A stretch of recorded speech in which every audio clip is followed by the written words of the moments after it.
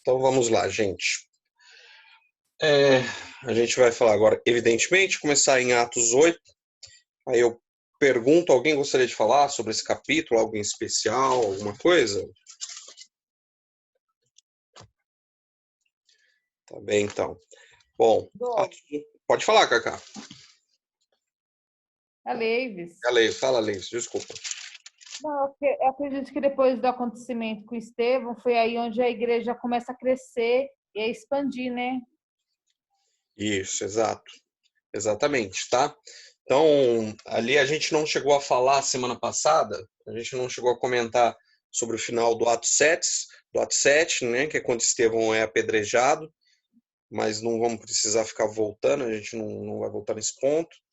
E aqui, a partir de então, como até apresenta no nosso estudo aqui da nossa igreja, o capítulo, isso a gente já tinha comentado, mas vamos falar novamente, né? Então, até o capítulo 7, a igreja ela é muito mais judaica, ela tem muito mais dissidências de judeus. A partir do capítulo 8 é quando realmente, como a Levis acabou falando aí, ela começa a se expandir, não em número, tá? Porque em número ela começou a se expandir, a gente viu lá em Atos 2, que é quando começa uma nova ação e a igreja vai crescendo, crescendo, crescendo, e o Senhor ia acrescentando. Então, não há uma expansão em número, há uma expansão territorial. Então, a partir do capítulo 8 é quando a gente vai começar a ver a igreja saindo ali da região de Israel e partindo, como o Senhor Jesus falou, né? Ir a todos os povos, a Samaria, aos confins da terra. Então, a partir daqui que começa isso. Começa por conta muito do quê? Por conta de que a partir da morte do Estevão, começa a haver uma perseguição mais forte na igreja. Então, a igreja começa a sofrer uma grande perseguição, como está aí até descrito nesse item 1. Então, se a igreja já tinha algumas, né, perseguição de falação, pessoas que eram contrárias àquela, vou chamar, ideologia cristã, a partir do capítulo 8 as coisas mudam, até porque a partir também do capítulo 8 a gente já começa a ter a questão de Paulo, como diz aqui logo o comecinho do capítulo 8, que vai dizer assim, olha, naquele dia levantou-se grande perseguição contra a igreja em Jerusalém, e todos, exceto os apóstolos, foram dispersos pelas regiões da Judéia e Samaria. Alguns homens piedosos sepultaram Estevão e fizeram um grande pranto sobre ele. E aí o verso 3 diz assim, Saulo, porém, assolava a igreja, entrando pelas casas e arrastando homens e mulheres. Encerrava-os no cárcere. Então a gente vê que, inclusive, Paulo foi realmente, se não o maior, um dos grandes perseguidores da igreja. E ele, basicamente, chutava o pé na porta mesmo, né? Não tinha esse negócio de motivação para ele perseguir e prender e fazer tantas coisas que ele fazia com os cristãos. Ele simplesmente, se você fosse um cristão, ele te prendia. Então, a igreja começou a sofrer, como eu falei, não apenas uma perseguição, vamos chamar assim, uma perseguição psicológica, né? Mas também a perseguição física. Então, além das pessoas serem às vezes humilhadas, também elas eram açoitadas, elas sofriam, eram presas, perdiam até suas casas, etc. e tal. Então, nesse ponto, a igreja, talvez não, né? Aqui é realmente o grande início da grande perseguição da igreja. Tá? Mas, novamente, mais uma vez, a gente vai ver isso por toda além da história. Tenho até um livro muito interessante, eu deveria ter pego, não peguei, do Hernanes Dias Lopes, que ele é bem curtinho mesmo, e ele vai falando sobre a história da igreja e fica bem claro como o que acontece é bem interessante, né? Que a igreja acontece o seguinte, quanto mais ela é perseguida, mais ela é acrescentada. Quanto mais ela é perseguida, mais ela cresce, mais ela caminha, mais ela se expande, mais a fé realmente aumenta. Então a gente vê que na questão cristã parece meio louco, vamos assim dizer, mas na verdade o que acontece é que quanto mais você é perseguido, quanto mais os cristãos são perseguidos, mais realmente um cristão de fato vai sendo ali forjado e aparecendo. Então a gente começa até podendo chegar num ponto de tratar e dizer que talvez A não perseguição traz um comodismo para a igreja, tá? Mas é um ponto a se refletir e a se pensar. Por isso que aí esse item 3 diz que a dispersão, que é a igreja começou a sair para todos os cantos, né? Produziu poderosa evangelização. Então, sim, as pessoas começaram a produzir ali uma poderosa perseguição. Como diz aí, a evangelização não é um programa, mas um estilo de vida. Isso a gente tem que gravar para a nossa vida. Então, evangelização não é programa, mas é estilo de vida. Como a gente sabe, todos nós somos discípulos de Cristo, discípulos de Jesus. Então, a nós cabe por obrigação, sim, por obrigação, por mandamento, sermos evangelizadores. A gente tem que falar de Cristo de alguma forma, a gente não pode. Lembre-se que em Apocalipse vai dizer que aos covardes não existe o reino de Deus, então nós precisamos estar ali sempre demonstrando. Lógico, precisamos sempre buscar sabedoria, precisamos sempre ter a direção do Espírito Santo, para a gente não ser, vamos chamar assim, aquele crente chato, né? Mas a gente precisa, quando possível, quando tiver proposto e quando nós tivermos abertura, a gente precisa evangelizar, a gente precisa falar de Deus, lembrando que a gente é só ferramenta. A gente vai falar, vai evangelizar, mas quem faz, quem produz o fruto, na verdade, ele é o Espírito Santo. Não somos nós, não é a gente que convence do pecado, não é a gente que convence do arrependimento. Muito pelo contrário, é o Espírito Santo. Ainda bem que todo mundo já sabe disso de cor e salteado, né? Graças a Deus. Então, o evangelho rompeu a barreira do preconceito.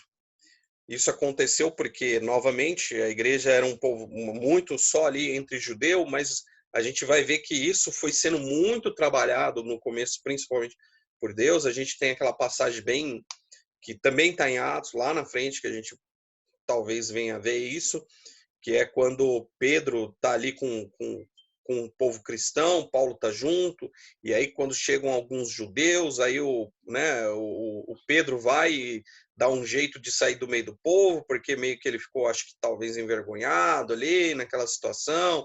Ah, vão me ver aqui com outros cristãos, mas eles não são judeus. E aí tem aquela questão de que Paulo, né, exorta ele na frente de todo mundo e exorta com veemência, não vai floreando. E a gente vê em outras partes também de Atos muito disso, que era a questão de que Deus vinha tratando naquele povo, no povo judeu convertido, né, a nova igreja, porque eles são judeus, mas agora, na verdade, a gente precisa lembrar isso. Na verdade, agora a aliança não é mais com o povo judeu, a aliança agora é com o povo cristão. Então, o judeu também é um cristão. Mas Deus vem trabalhando sobre isso. Deus vai trabalhando. A gente, por toda a Bíblia, o que acontece é isso. Deus trabalhando no nosso coração, trabalhando principalmente no coração daquele povo, né, para que eles tirassem aquelas raízes e, muito pelo contrário, eles começassem a entender realmente o que era a mensagem do Evangelho. E a mensagem do Evangelho é uma mensagem que não destina-se a um povo-estado, país, né, uma raça, mas sim a um povo, que é o povo de Deus. E o povo de Deus é todo aquele que crê em Cristo Jesus como seu único Senhor e Salvador. Tá? Então aqui, o ponto 2, a pregação foi endereçada aos ouvidos e aos olhos. Então, as pessoas não só ouviam, mas também viam coisas que Filipe fazia. Aqui já chegando no verso 6, eu vou ler ele para a gente, que diz assim, ó, as multidões atendiam unânimes às coisas que Filipe dizia, ouvindo-as e vendo os sinais que ele operava. Tá? É muito interessante, muito importante a gente se recordar também disso. Não é muito do nosso... Você já com certeza ouviu isso, né? Não é muito o nosso falar, mas é muito mais o nosso agir, a nossa procedência. Então, a gente vê muito disso, infelizmente, né? Aquele crente que vai falando, ele fala, ele prega, ótimo, tudo bem, ele está pregando, mas assim, às vezes a conduta de vida dele não representa o que ele prega. Então, ou seja, ao invés dele evangelizar, ele desevangeliza. Olha que palavra difícil. Desevangeliza. Difícil falar. Mas ele faz exatamente o processo inverso. Infelizmente, eu estou dando risada, mas se a gente for pensar, isso é triste. Por quê?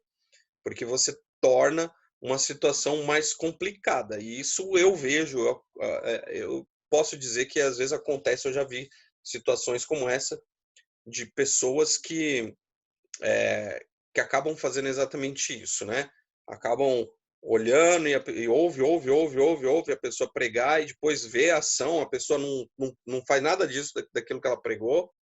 E aí o que acontece é que, infelizmente, como a gente pode lembrar de Jesus, né? Que disse que se for para você ser uma pedra de tropeço na vida de alguém, então é melhor que você, antes fora, que você tivesse amarrado uma corda no pescoço com uma pedra e se lançado ao mar.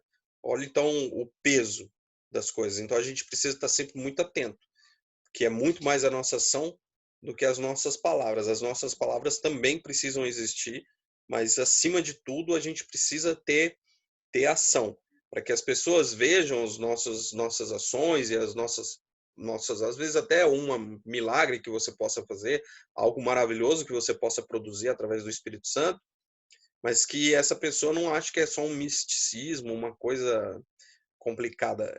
Inclusive, por esse tempo que a gente está passando, a Amanda que estava comentando comigo que algumas pessoas, ela viu por aí alguns lugares com algumas pessoas que, de certa forma, começaram a fazer algum tipo de escárnio, né? A gente chama de escárnio, dizendo mais ou menos assim, chama aqueles pastores que tanto fala de milagre, de milagre, de milagre, e vamos ver agora se eles oram e se o Deus deles resolve e faz esse milagre aqui.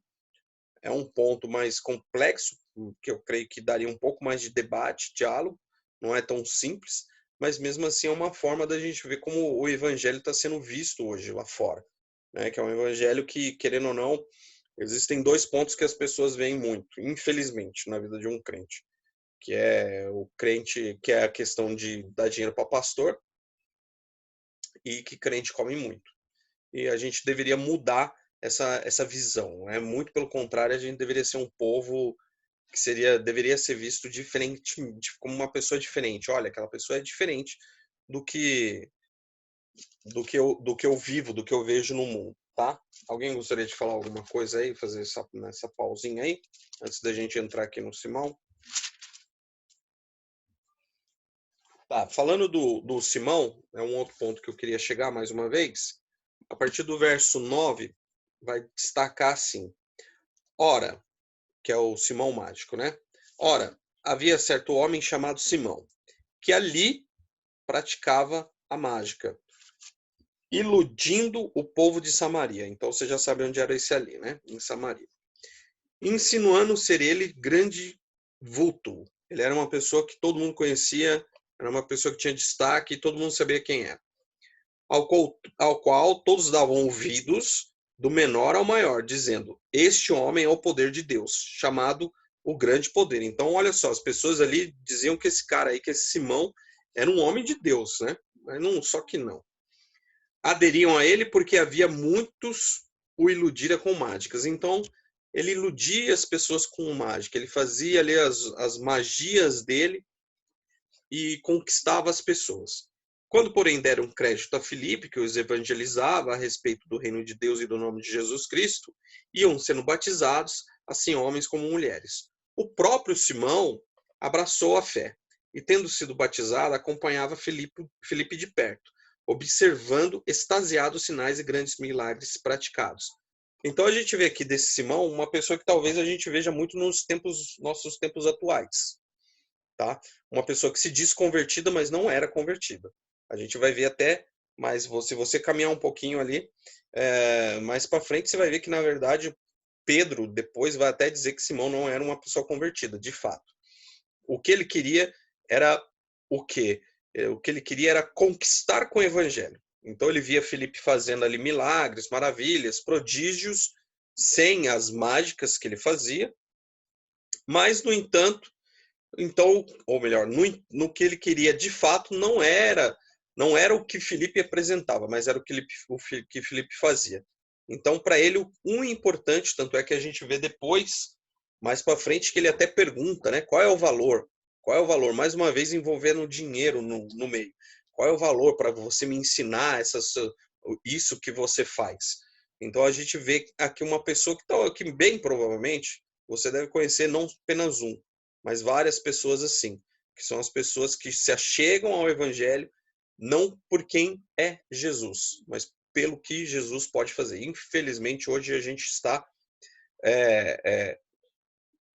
tem milhares, infelizmente a verdade é essa. Existem milhares de pessoas que hoje estão no meio evangélico, mas não por quem Jesus é, mas sim ali buscando alguma coisa de retorno, enfim, tá? Um ponto interessante sobre essa questão da mágica, é o único ponto aqui que eu anotei no meu caderninho, tá? Que é o verso 8 e 9, 8, 9, aliás, novamente, né? Que fala sobre a mágica. Essa mágica, olha só, essa mágica, o que se representava essa mágica? Mas o que era essa mágica, né? Ele tirava coelho da cartola? Não, o cara não trabalhava no circo, tá? Então, o que era essa mágica que ele fazia?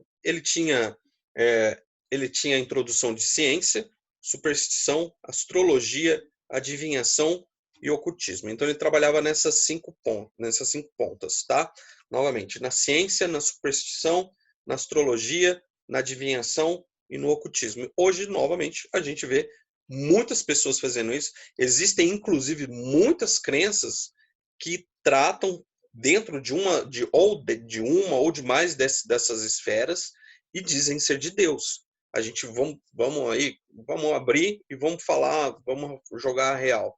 A gente vê, por exemplo, o espiritismo. Existem muitos pontos do espiritismo que falam o quê? Que não, é de Deus. Usam até a Bíblia, usam até a palavra de Deus para falar que aquilo é uma coisa boa, que aquilo é algo correto. Eu estou fazendo agora um estudo sobre Cabala, que eu estou tentando terminar, porque é muita coisa. Estou tentando compilar e terminar para colocar lá no canal que eu falei que eu tenho. E a Cabala diz também exatamente isso. A Cabala, ela trata-se em cima da palavra de Deus. Ela diz ser algo que Deus revelou. Mas quando você começa a se aprofundar, você começa a ver que não tem nada a ver. A gente fez aquele estudo, acho que você vai se recordar, sobre seitas, e o Kaká trouxe muito bem quando ele iniciou falando sobre seitas, sobre a questão de como você consegue identificar uma seita, né? É claro que ali ele trouxe mais relacionado sobre a questão de, às vezes, você incluir algo sobre Jesus, ou às vezes você tirar algo sobre Jesus, as quatro pontas que você consegue identificar uma seita, mas a gente vê que tem muitas seitas e que se dizem crenças, né, cristãs e que não são, e que fazem coisas semelhantes, tá? E aí eu vou dar um compartilhamento, olha, de uma outra. Vamos lá no The Word, lá na Bíblia. Eu vou compartilhar aqui com vocês, que eu quero ler aqui uma coisa. É bem interessante, mais uma vez. Olha só, acredito que vocês estão vendo, porque semana passada deu certinho. Em Deuteronômio, verso 18, capítulo 18, verso 9, aliás, Deuteronômio, capítulo 18, verso 9, tá? Olha o que diz a palavra. Diz assim, ó: quando entrares na terra que o Senhor, teu Deus, te der, não aprenderás, tá? Desculpa aí as voltas. A fazer conforme as abominações daquelas nações. Então Deus já tava adiantando o que acontecia, né? Olha, você vai entrar lá, existe coisas que você não deve aprender. E o que são essas coisas? Que não, eles não deveriam aprender? Entre ti, se não achará quem faça passar pelo fogo seu filho ou sua filha. Isso daqui é sacrifício de criança. Você deve conhecer bem, né? O Baal, as pessoas que adoravam a Baal ali, que tinham ele como um deus, o cultuavam e, de fato, sacrificavam crianças. É bem interessante que, se você procurar estudar, bem interessante não, é bem horripilante. Se você procurar estudar, você vai ver que é, não tinha muito assim um desenho muito não de como poderia ser. Eles dependia muito ali do povo, dependia ali do momento. Eles às vezes sacrificavam o primogênito, sacrificavam crianças de 3 anos, sacrificavam crianças de 6 anos, sacrificavam crianças de 12 anos. Então, você imagina você sacrificar um filho seu aí de 3, 6 anos que seja, jogar no fogo? Tudo bem que existem alguns estudos que dizem que muitas das vezes essas crianças já eram levadas ou drogadas ou até mesmo já meio que quase mortas, num estado quase de semi-morto. Mas também esses estudos apresentam que, assim, quando, vamos dizer assim, a necessidade daquela pessoa que queria sacrificar era muito grande, ela fazia com o filho vivo e totalmente apto das suas consciências mentais mesmo. É uma coisa horripilante mesmo, tá? Mas era uma coisa que você vê que Deus já estava adiantando, que não era para eles fazer. E aí coloca, olha, nem adivinhador, nem prognosticador. Caso você não souber exatamente o que é ser um prognosticador, tá? É uma pessoa que fala com os mortos. Eu vou falar, tipo você vai entender melhor. É tipo como se fosse um Chico Xavier da vida, tá? Nem agoureiro, nem feiticeiro. Então você vê que Deus vem aqui o tempo todo colocando o que eles não deveriam fazer, né? Vamos voltar lá. Deus vem o tempo todo ali colocando o que eles não deveriam fazer, como eles deveriam trabalhar. Mais uma vez, igual da semana passada que eu falei, né? Que eu comentei um pouquinho sobre essa questão do povo de Israel ser também um povo que às vezes adorava outros deuses e Deus trabalhando. E ele continua aqui, ó, no verso 11. Ó. Vamos continuar aqui no verso 11. Ó, nem encantador de encantamentos, essa foi ruim, hein? Nem encantador de encantamentos, desculpa, foi péssimo agora. Eu não vou melhorar, não. Que consulte um espírito adivinhante, nem mágico, ao mágico aí de novo, em quem consulte os mortos, tá? Pois todo aquele que faz tal coisa é abominação para o Senhor. Então a gente vê mais uma vez essa relação aí de que Deus está deixando bem claro que essas situações não são boas. Então vamos trazer para os nossos dias atuais, tá? Então vamos trazer para os nossos dias atuais. Esse povo que faz tarô, esse povo que faz astrologia, como a cabala que eu falei, né, que faz a cabala também é meio que o tarô vem da cabala, onde eles usam a numeração para dizer, ah, não, olha, Douglas Figueiredo Rocha, esse não é um bom nome, você precisa trocar o seu nome. Isso tudo não é de Deus, tá? Todas essas coisas não são de Deus. Deus abomina. Veja que Deus abomina essas práticas, tá? Deus não concorda com isso, não pede que isso aconteça, não gosta que isso aconteça. Essas pessoas que ficam dizendo, ah, eu fui lá, eu não sei agora o nome, não lembro o nome dessas pessoas que, fa, que falam com os mortos e escrevem ali o que as pessoas, né, eles dizem que escrevem o que as pessoas estão fazendo. A gente conhece aí os ciganos, né, que dizem que leem a mão para ler o seu futuro. Todas essas coisas não são boas, tá? Todas essas coisas não são coisas ao qual Deus se agrada, ao qual Deus permite, ao qual Deus diga, ó, vai lá e faça. A nossa confiança tem que estar no Senhor. A gente não conhece o nosso dia de amanhã, não tem problema. O nosso dia de amanhã é um dia de propósito de Deus na nossa vida. E apenas aqui para a gente poder caminhar para frente, para pontuar, olha, eu acho que é Miqueias, não, vamos ver se é o Miqueias. Bom, aqui Miqueias, né? Eliminarei as feitiçarias das tuas mãos e não terás adivinhadores. Malaquias 3:5, ó.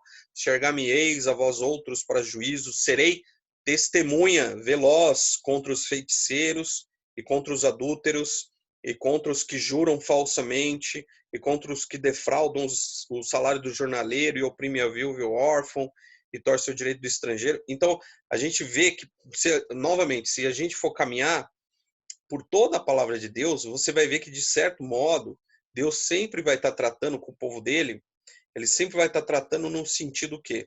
No sentido de demonstrar que essas coisas não são boas e que o povo daquela época e ainda de hoje é um povo que se volta muito quando há necessidade. Ah, eu preciso ter um amuleto. É quase isso, né? Eu preciso ter um amuleto da sorte, eu preciso ouvir uma palavra de Deus. Tanto é que hoje a gente, infelizmente, também vê muito dos conhecidos profetas, e se a gente observar, o que a maioria desses profetas de hoje fazem? adivinham a vida da pessoa. Não, aqui, olha só, eu vou pontuar uma coisa importante, tá? Eu não vou dizer que às vezes não seja, tá? Não vou dizer que todas essas pessoas que vêm e que falam sobre a sua vida e que diz, olha, vai acontecer isso, olha, porque Deus me disse isso. Eu não estou dizendo que todos eles são enganosos e não são de Deus. O que eu estou querendo tratar agora nesse conceito é que se a gente observar, vamos lá, de cada 10 palavras proféticas que essas pessoas dizem, as 10 são coisas boas. Vou colocar dessa forma. Você não vê, dificilmente você vê profetas que fazem, como até inclusive o vídeo aí que meio que viralizou e que a Amanda postou no grupo, né, do pastor que foi lá ao presidente dizer o quê? Ó, presidente, eu vim aqui para dizer que o Brasil precisa se arrepender. A gente quase não vê isso. É uma coisa que a gente praticamente não vê. E na verdade, a gente precisa ficar muito atento. É por isso que é claro que Deus vai pôr na palavra dele o quê? Olha, vocês julguem os espíritos, ou seja, o que a gente deve fazer? Você ouve uma palavra, algo que alguém te traz, que seja bom. Ah, olha, Deus vai fazer isso na sua vida. Você não precisa olhar e também falar assim, isso daí é uma coisa do demônio. Não, não precisa. Guarda no seu coração, põe em oração, e se for de Deus, ele vai te mostrar, ele vai te dizer, ele vai te conduzir, e certamente coisas vão acontecer para você saber que aquilo realmente era de Deus, tá? Então é bem importante esse ponto aí, ok? Alguém gostaria de falar alguma coisa?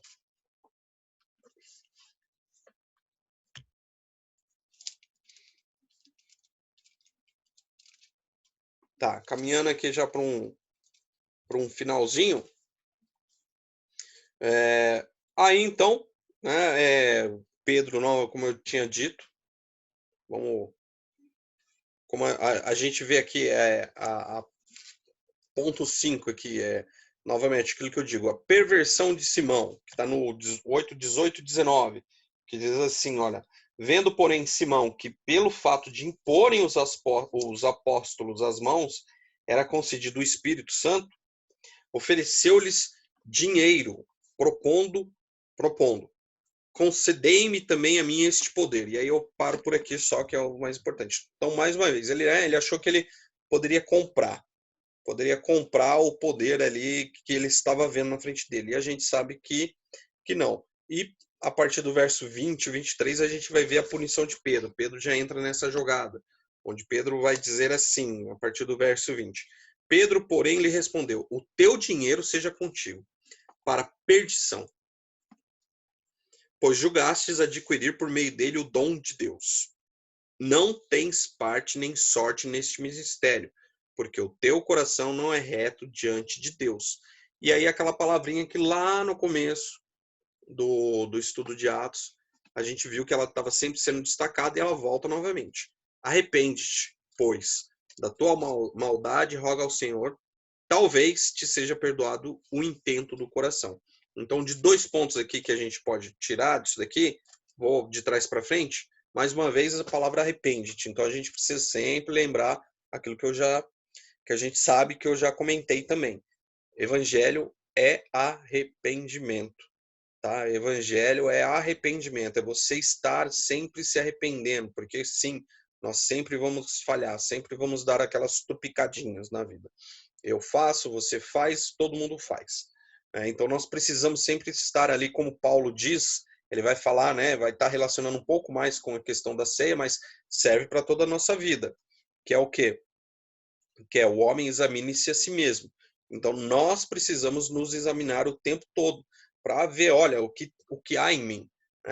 Davi vai dizer, olha, Senhor, sonda o meu coração. Então nós precisamos estar ali sempre observando o que está dentro do nosso coração.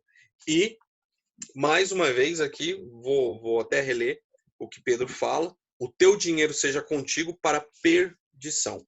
Então, às vezes, né, novamente, voltando para os nossos dias de hoje, nosso dia contemporâneo, às vezes a gente pensa que o dinheiro vai resolver muita coisa na nossa vida e vai fazer a gente ser grande com Deus. De forma nenhuma. Nenhum rico em dinheiro é grande com Deus. O rico, aquele que realmente é bendito diante do Senhor, é aquele que como até mesmo, né, o Senhor vai dizer profeticamente, foste fiel no pouco, no muito te colocarei. Também fazendo adendo, não quer dizer que que não possa existir uma pessoa rica que não possa ser de Deus, muito pelo contrário. Mas a gente precisa observar esses pontos, que a gente não pode olhar e achar que, porque eu tenho dinheiro, porque eu tenho posse, porque eu tenho riqueza, então eu posso conseguir muitas coisas com o reino de Deus. Muito pelo contrário, tá? Então, para a gente poder fechar, já caminhando aí para o finalzinho, para o nosso tempo final aí desse estudo. Então, aqui, ó, é preciso saber que uma vida vale todo o investimento do mundo. Então, Filipe sai de um avivamento de Samaria e vai para o deserto por orientação divina. Às vezes acontece isso, muitas vezes no evangelho, né? Que é o quê? Você tá lá, as coisas estão conduzindo, estão indo super bem, super bem, super bem, e aí o Espírito Santo vem e te fala, não, sai daí, vai para o deserto, vai para outro canto. E é assim, esse é o verdadeiro evangelho. É preciso ir lá fora, para onde os pecadores estão, mais uma vez. Então, apesar da gente não poder ser influenciado, a gente precisa influenciar. E para ser influência, a gente tem que estar no meio dessas pessoas. Lógico, lembrando Salmos 1, né? Não nos assentemos na roda dos escarnecedores, mas a gente precisa estar ali influenciando de alguma forma, porque sempre vai haver um momento em que você vai poder falar da palavra, o momento certo, segundo Deus. É preciso explicar as escrituras e levar as pessoas a Cristo. Por isso que sempre é importante ter o máximo conhecimento possível que você puder das escrituras, porque pode ter certeza, você sempre vai ser questionado em muitos pontos difíceis. As pessoas elas questionam muitos pontos difíceis. Hoje, não ontem. Ontem mesmo, mais uma vez, eu fui questionado no seguinte sentido: porque sua religião é a correta? Porque a sua crença é a correta? Porque só o cristianismo é o correto? É uma pergunta fácil de resposta? Lógico que não. Só que se você, então por isso que a gente tem que estar sempre preparado, porque ninguém vai vir com perguntinha de prézinho, todo mundo vai vir com pergunta de graduação, tá? Então, como você consegue ter facilidade para responder isso? Palavra. Senta na escritura e vamos embora, porque é assim que você vai chegar lá. É preciso receber as pessoas que creem em Cristo pelo batismo. Então a gente precisa novamente a questão da unidade, tá? Que é o quê? Você precisa caminhar e principalmente os novos convertidos, isso eu acho que é um ponto que a igreja em geral falha, posso até me incluir no meio do pacote. Às vezes a igreja, o novo convertido chega e a igreja larga ele, fala, vai se virando, né? Mais ou menos assim, ó, vai pegando aqui um pouquinho daqui, um pouquinho dali, vamos ver o que se vira. Na verdade, se a gente fosse observar uma questão cristã, de fato, essas pessoas teriam que ter ali alguém para poder direcionar, para estar junto, para caminhar, não para ficar o dia inteiro grudado nessa pessoa, mas para ali estar sempre com aquela pessoa para que ela firme os pés dela dentro do evangelho, tá? E o ponto 5 é preciso estar sempre aberto à nova direção do Espírito Santo. Casa muito com o ponto ali do Felipe que saiu de um lugar ao outro. A gente precisa novamente lembrar que a gente está aqui para obedecer, não para guiar, para ser guiado. Então, às vezes a coisa está muito boa, o lugar que você está é muito bom, às vezes você está fazendo a vontade de Deus e está tudo lindo e maravilhoso, e Deus pode uma hora olhar para você e falar assim, e aí, sai. Como diz para Abraão, sai dessa terra, sai da sua parentela. Às vezes pode acontecer, mas sempre com direção do Espírito Santo. A gente não pode olhar e falar, vou sair. Não, até quando a gente pensa em sair, a gente tem que colocar para Deus. É mesmo para mim sair? É mesmo para mim estar fora? Tá? Então, para a gente finalizar, a gente põe aí essa reflexão, tá? Para as duas reflexões, para você, responde para você mesmo. Que a um é como você tem testemunhado sua fé em Jesus hoje. Então, como é que está a sua fé? Como é que tá o seu testemunho em Jesus hoje? Cai muito relacionado dentro daquilo que eu falei lá no começo, de as suas ações têm que ser muito maiores do que suas palavras. E o 2 é para que a gente ore e pergunte para Deus o que a gente quer, o que quer que a gente faça na nossa obra missionária. Lembre que todos nós temos uma obra missionária, tá? Todos, todos. Ninguém está aqui em vão, ninguém está aqui só para ir para o céu. Todo mundo está aqui para ter uma obra missionária. Todos nós somos discípulos de Cristo. Por isso, todos nós temos obra missionária para ser feita. Então, o que nós estamos fazendo com isso é a resposta que nós temos que ter. Tá certo? Eu agradeço para vocês que me ouviram mais uma vez, tá bom? Agradeço de coração mesmo vocês terem me ouvido aí. Deixa eu